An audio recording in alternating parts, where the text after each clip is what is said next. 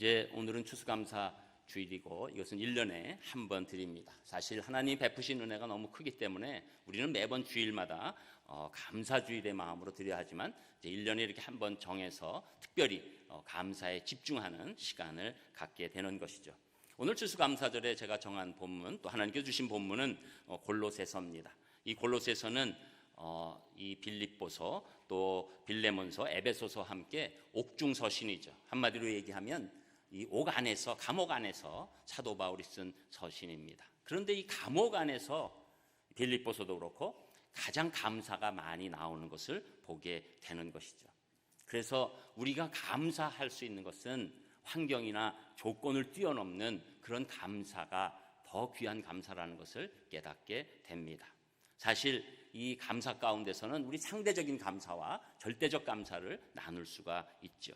상대적인 감사는 환경과 조건의 영향을 받게 됩니다. 기분 좋으면 감사하고 기분 나쁘면 불평하는 것이죠. 잘 되면 감사하고 잘 안 되면 불평하고, 자기 뜻대로 되면 감사하고 자기 뜻대로 되지 않으면 불평하는 것이죠. 그러나 절대적인 감사는 환경과 상황과 조건의 영향을 받지 않는 감사입니다. 하나님의 은혜가 강력히 임하게 되면 어떤 환경과 어떤 형편과 어떤 상황에서도 감사할 수 있는 것이죠. 그래서 오늘 사도 바울은 이러한 절대 감사를 자신이 할 수 있었기 때문에, 이 옥 안에 있으면서도 할 수 있었기 때문에 오늘 절대로 감사할 수 있는 길에 관해서 3단계로 오늘 우리에게 말씀해 줍니다. 절대로 감사할 수 있는 길의 첫 번째 단계는 우리 마음을 평강으로 품어서 감사라고 말씀하는데, 그 말씀이 15절에 나옵니다. 여러분 읽으셨지만 우리 15절 한 목소리로 또 같이 읽겠습니다. 15절 시작. 그리스도의 평강이 너의 마음을 주장하게 하라. 너희는 평강을 위하여 한 몸으로 부르심을 받았나니 너희는 또한 감사하는 자가 되라. 아멘. 여러분, 우리 그리스도인의 삶이라는 것은 사실 감사하는 존재로 바뀌는 것이죠. 내가 하나님께 감사하는 존재가 된다는 것, 이것 자체가 하나님을 의식하고 하나님을 믿기 때문에 할 수 있는 일입니다. 그래서 우리는 모든 것 다 뒤로 하고도 내가 오늘 감사하면 내 안에 신앙이 있는 것입니다. 내가 오늘 감사하지 못하면 내 안에 지금 신앙이 없는 것이죠. 결국은 하나님께서 원하시는 것은 우리가 감사하는 존재로 바뀌어서 정말로 감사가 온전히 드려지는 것을 원하지만 이 감사가 우리 뜻대로 되지가 않지요. 그래서 우리 마음대로 안 되기 때문에 오늘 말씀 가운데 예수님의 평강이 우리 마음을 주장해야 된다. 그래야지 마땅한 감사가 일어나게 된다라고 말씀하는 것이죠. 그런데 이렇게 그리스도의 평강이 어떻게 우리 마음을 주장할 수 있습니까? 여러분, 다른 것 아니죠. 우리가 예수 그리스도께서 우리 대신 십자가에 죽으신 것이 믿어지고 부활하신 것이 믿어지고 우리가 영생을 가졌고 하나님의 자녀가 되고 그리고 궁극적으로 천국 백성이 됐다는 것이 믿어질 때 우리 마음의 평강이 시작되는 것입니다. 사실은 우리는 하나님과 평화하지 않았기 때문에 우리가 타인과도 평화할 수 없고 자연과도 평화할 수 없고 심지어 내 자신과도 평화할 수 없는 그런 안타까운 존재로 이 땅에 태어난 것입니다. 그런데 예수님을 믿게 됐을 때 가장 큰 평화가 이루어지는 것은 먼저 하나님과의 평화지요. 하나님과의 막혔던 우리의 이 죄의 벽이 뚫어지면서 하나님과 소통할 수 있는 놀라운 관계가 우리 가운데 일어나게 되는 것입니다. 여러분, 하나님과의 평화가 이루어지면 갑자기 우리 마음에 드는 것이 평강인 것이죠.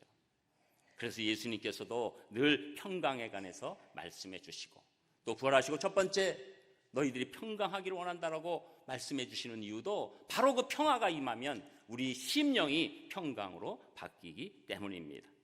그래서 이제는 하나님과의 평화 가운데 사람들 사이의 불협화음도 점점 해소되기 시작하고 우리가 자연을 바라보는 눈, 내 자신을 바라보는 눈이 평강으로 한 단계 한 단계 성장해 가는 것입니다. 이 은혜를 잊게 되면 평강이 찾아오고 이 평강이 감사로 연결되는 것이죠. 그래서 예수님께서 요한복음 14장 27절에 보면 평안을 너희에게 끼치노니 곧 나의 평안을 너희에게 주노라. 내가 너희에게 주는 것은 세상이 주는 것 같지 아니하니라. 너희는 마음에 근심도 말고 두려워하지도 말아라. 이렇게 말씀해 주십니다. 우리는 평강을 위해서 한 몸으로 부르심을 받았습니다. 그래서 예수 그리스도 안에서 구원을 얻은 자들은 어떠한 경우라도 이 평강이 있을 때 감사로 나가게 되는 것입니다. 평강이 감사를 주게 된다는 것이죠. 또 빌립보서 4장 6절에서는 또 다른 측면에서 얘기합니다. 아무것도 염려하지 말고 오직 모든 일에 기도와 간구로 너희 구할 것을 감사함으로 하나님께 아뢰라. 그리하면 모든 지각에 뛰어난 하나님의 평강이 그리스도 예수 안에서 너희 마음과 생각을 지키시리라. 여러분, 염려가 찾아올 때 기도하고 마음을 감사로 바꾸기 시작하면 하나님의 평강이 온다는 것이죠. 여러분, 그러니까 평강이 감사를 일으키고 또 어떤 때는 감사가 평강을 일으키게 되는 놀라운 관계가 있다는 것이죠. 여러분, 그래서 우리가 이 감사하는 자가 되기 위해서는 이 심령을 바라봐야 합니다. 우리 마음을 바라봐야 합니다. 우리가 창세기 처음 보자마자 아담과 하와가 왜 타락하게 됩니까? 사단이 그들의 마음속에 불평을 심어주니까 그 마음이 빼앗기게 되는 것이죠.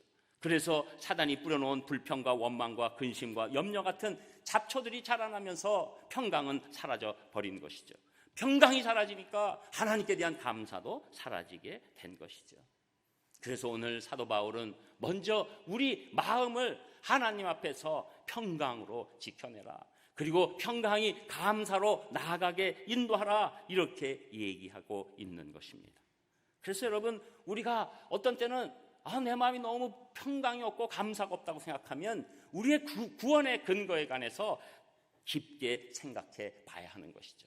다 어떤 일 다 뒤로 하고 우리가 구원받은 것, 우리가 죄사함 받은 것, 우리가 영원한 천국에 거할 수 있는 사람들이 된 것을 곰곰이 생각할 때 우리 마음에 평강이 가득해지고 감사가 넘쳐나며 더 나가서 감격스럽게 우리 마음이 바뀌게 되는 줄 믿습니다. 여러분, 그래서 하나님께 대한 감사는 우리가 받은 것과 비례하는 게 아니에요. 하나님께 대한 감사는 우리가 깨달은 것과 비례하게 되는 것입니다. 여러분, 초코파이를 맛있게 먹는 방법 혹시 아시나요? 당연히 모르실 거예요. 해답은 군대 가는 겁니다. 거기서 기가 막히죠. 여러분, 라면도 맛있게 드시고 싶으면 군대 가시면 돼요. 거기 찐라면인데도 그렇게 맛있을 수가 없는 거예요. 고민 많이 합니다. 군대에서 라면을 먹을 때 내가 이게 너무 맛있는 이 라면을 달걀을 또 하나 주거든요. 달걀을 깨서 먹을 것인가, 나중에 따로 어떻게 해서 먹을 것인가, 막 고민이 많아지죠. 무조건 너무 맛있으니까. 제가 이 말씀을 왜 드리냐면, 여러분, 우리 감사의 심령은 내가 받은 게 많아서 감사한 게 아니라 하나님께서 주신 은혜가 깨달아지면 놀라운 감사가 심령에 나오는 줄 믿습니다. 저는 여러분들이 이 절대 감사의 첫 단계로 여러분 마음에 늘 평강함이 이끌어서, 예수 그리스도의 평강함이 이끌어서 감사의 제목이 넘치시는 분들 되시기를 주님의 이름으로 축복합니다. 그리고 두 번째 절대 감사의 2단계는 감사의 예배를 드려라고 말씀하고 있는데, 그 말씀이 16절에 나옵니다. 우리 16절도 한 목소리로 같이 읽겠습니다. 16절 시작. 그리스도의 말씀이 너희 속에 풍성히 거하여 모든 지혜로 피차 가르치며 권면하고 시와 찬송과 신령한 노래를 부르며 감사하는 마음으로 하나님을 찬양하고. 아멘. 여기서 감사만 빼면 우리 일반적인 예배에 관한 말씀이에요. 그리스도의 말씀이 너희 속에 풍성히 거하고 모든 지혜로 피차 가르치고 권면하고, 이 설교의 말씀이죠. 또 시와 찬송과 신령한 노래 부르고 마음으로 하나님을 찬양하고, 이것이 예배지요. 여러분, 그런데 여기에 이 예배에 감사가 들어갈 때 우리가 감사하지 못한 모든 것들이 풀린다는 겁니다. 그리고 예배가 정말로 하나님 기뻐하시는 은혜의 예배, 우리에게 은혜를 주시는 놀라운 예배로 바뀌게 된다는 것이죠. 여러분, 지금도 여러분들이 이 제 드리는 말씀을 사람의 말이 아닌 하나님의 말씀으로 감사함으로 받을 때 그 말씀이 내 속에 풍성히 거하게 되는 줄 믿습니다. 여러분, 오늘도 우리 최한수 집사님 기도하실 때 지난주에 무슨 설교가 있었는지 다 기억 못 하실 거예요. 그런데 15가지를 뽑아내고 9가지 열매를 이렇게 할 때 이게 마음에 내 안에 거하기 때문에 감사함으로 그 말씀이 내 입술을 통해서 나오게 되는 것이죠. 여러분, 우리가 지금 이렇게 찬양 부르는 것이 노래로 바뀔 수가 있습니다. 그러나 감사함이 있을 때는 신령한 노래로 바뀐다고 오늘 말씀하고 있는 것이죠. 여러분, 수도원과 감옥에 공통점이 있습니다. 외부와 차단되어 있습니다. 한번 들어가면 나오기 어렵습니다. 그런데 수도원은 하나님의 말씀이 있고 감사가 있고 찬양이 있기 때문에 천국 생활이 되는 것이고, 감옥은 불평과 불만과 원망과 탄식과 후회와 자기 죄 없다고 주장하는 것이 강하게 있으므로 지옥 같은 모습이 나타나는 것이죠. 여러분, 초막이나 궁궐이나 내 주 예수 모신 곳이 하늘나라인 줄 믿습니다. 여러분, 우리가 예배 가운데 이 감사가 더해질 때 놀라운 예배가 되는 것이고 그 심령이 천국으로 바뀌게 되는 것입니다. 저는 오늘 여러분이 이 땅에 있지만 정말로 감사의 예배를 드림으로 천국과 같은 경험을 하시기를 주님의 이름으로 축복합니다. 여러분, 옛날에 이 수돗물 없었을 때 이 펌프들이 많이 있었죠. 요새도 또 물사정 때문에 펌프가 있는 그런 집들이 있죠. 그런데 이 펌프에는 꼭 물을 조금 부어줘야지 나오지 않습니까? 우리가 다 아는 그것이 마중물이죠. 마중물을 불 때 결국은 이 펌프가 시원하게 나오는 것이죠. 여러분, 우리는 하나님께 예배를 드려서 은혜를 받기 원하죠. 그런데 어떤 때 아무리 애를 써도 기도도 안 되고 예배도 맹숭맹숭할 때가 있습니다. 여러분, 이럴 때 마음에 감사의 생수를 부어야 합니다. 절대적 감사의 생수죠. 여러분, 이미 마음이 맹숭맹숭해지고 별 감동이 없을 때는 감사가 없기 때문인데 어떻게 감사합니까? 그래서 여러분, 절대적인 감사 가운데서 우리가 감사의 생수를 심령에 붓고 예배를 드릴 때 하나님께서 놀라운 은혜를 베풀어 주셔서 그 감사의 이유가 우리 마음에 올라오게 인도해 주시는 겁니다. 여러분, 이 마중물, 이것이 감사죠. 그렇게 감사로 기도하고 예배하고 찬송하고 말씀 받으면 은혜가 샘물처럼 솟아오르게 되는 것입니다. 나도 모르게 기쁨이 생기는 것입니다. 내 마음이 갑자기 놀라운 화평과 보호함으로 있다는 것을 알게 되는 것이죠. 그래서 시편 103편 2절에 보면 내 영혼아 여호와를 송축하며 그 모든 은택을 잊지 말지어다. 감사로 찬송할 때 하나님의 은택이 올라오는 줄 믿습니다. 그래서 그 마음에 이 하나님께 뭔가 보답하고자 하는 마음이 더 감사로 나타나게 되니까 우리가 이 절대 감사의 두 번째 단계는 감사로 예배 드려야 된다, 이렇게 말하는 것이죠. 여러분, 헬라어에는 감사와 은혜는 원어가 같습니다. 그래서 여러분 16절에 자세히 보시면 거기에 감사하는 마음으로 하나님을 찬양하고 그 감사하는 마음 앞에 한 괄호만 친 2번이 나와 있는데 그 밑에 보면 또는 은혜로, 이게 다른 얘기 아니에요. 감사와 은혜가 같이 간다는 거예요. 감사가 있으면 은혜 받는다는 것입니다. 은혜 있는 곳에 감사가 있다는 것이죠. 그래서 우리가 예배를 드릴 때 감사로 드리면 은혜가 풍성해진다는 그 이야기가 여기서 나오는 것이죠. 하나님 앞에 감사하는 자는 불평이나 불만이 아닌 감사한 마음으로 찬양과 시로 예물로 하나님 앞에 나와 예배하는 자들이 되는 것이고, 이때 놀라운 절대 감사의 선순환이 일어나게 되는 것입니다. 저는 여러분들이 항상 절대 감사의 예배를 드림으로 하나님의 은혜가 넘치시기를 주님의 이름으로 축복합니다. 그리고 세 번째 절대 감사의 길은 3단계로 넘어가서 이제 예수님의 이름과 힘으로 감사하라고 말씀해 주시는데 그 말씀이 17절에 나옵니다. 우리 17절 또 한 목소리로 같이 읽습니다. 17절 시작. 또 무엇을 하든지 말에나 이래나 다 주 예수의 이름으로 하고 그를 힘입어 하나님 아버지께 감사하라. 아멘.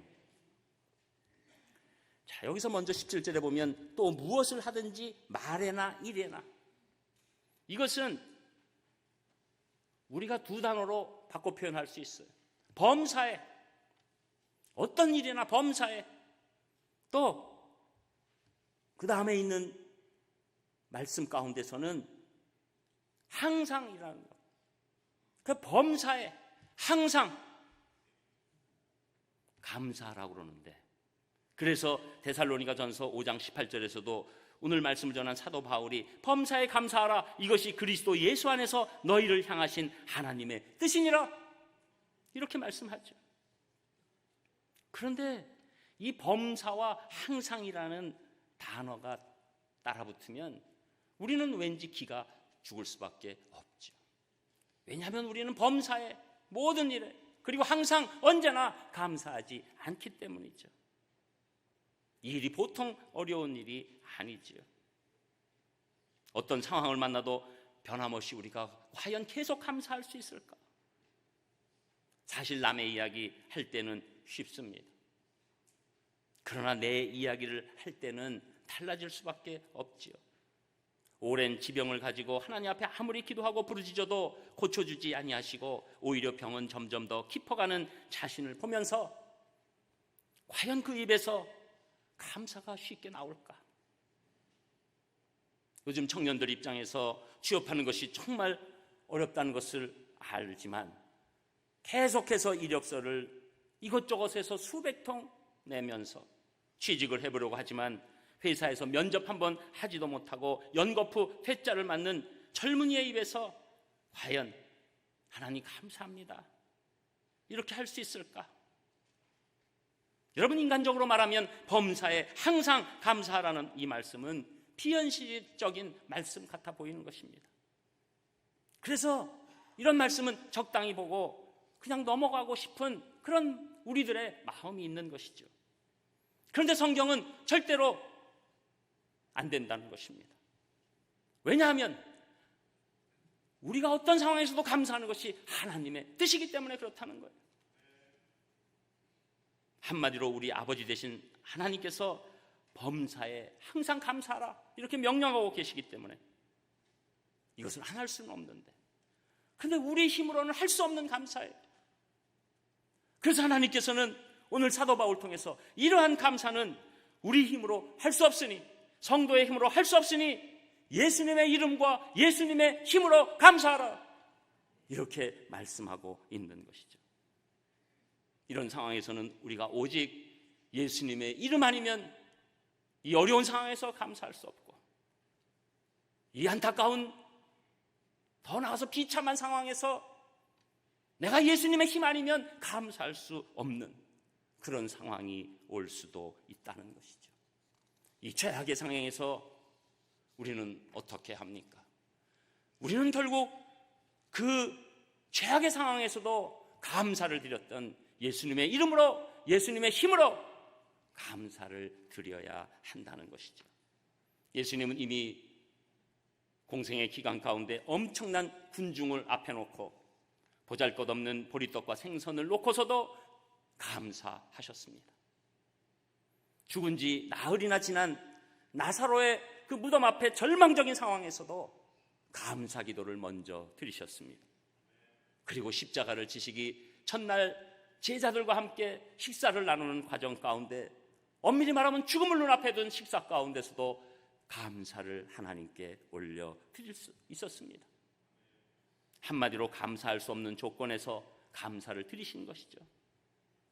우리도 도저히 감사할 수 없는 상황이 올 수 있지만 우리가 절대적 감사할 수 있는 유일한 길은 예수님이 나를 위해서 그 놀라운 희생과 그 모든 것을 다 참으시고 인내하시고 주시는 그 십자가를 생각하면서 성령님이 주신 그 예수님의 힘으로 우리가 그 힘 입고 나아가기 시작할 때 진정한 절대 감사를 하나님께 드릴 수 있을 줄 믿습니다.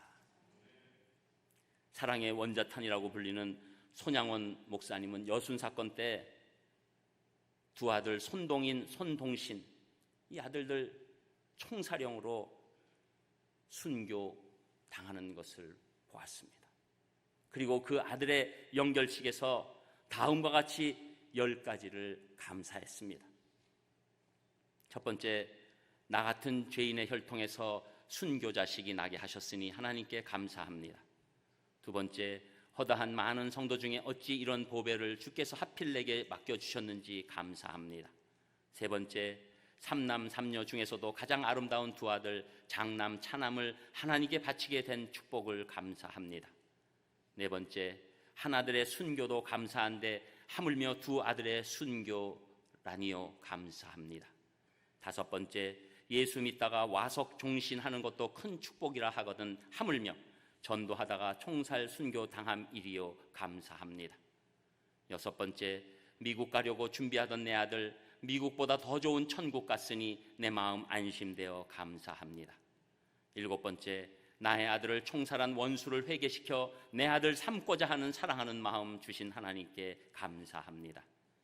여덟 번째, 내 두 아들의 순교의 열매로 말미암아 무수한 천국의 아들들이 생길 것으로 믿어지니 우리 아버지 하나님께 감사합니다. 아홉 번째, 이 같은 역경 중에도 이상 8가지 진리의 신뢰를 기쁜 마음과 여유 있는 믿음을 주신 우리 주 예수 그리스도께 감사합니다. 열 번째, 오 주여, 나에게 분수에 넘치는 과분한 큰 복을 주신 하나님 감사하오며 영광 돌려맞이한나이다.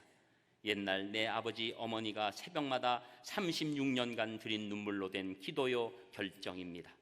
나의 형제 자매들이 23년간 기도해 주셔서 열매를 거두게 하시니 감사합니다. 여러분, 이 기도는 사람의 힘으로 감사할 수 있는 기도가 아닙니다. 두 아들을 잃은 아비가 할 수 있는 감사가 아닙니다.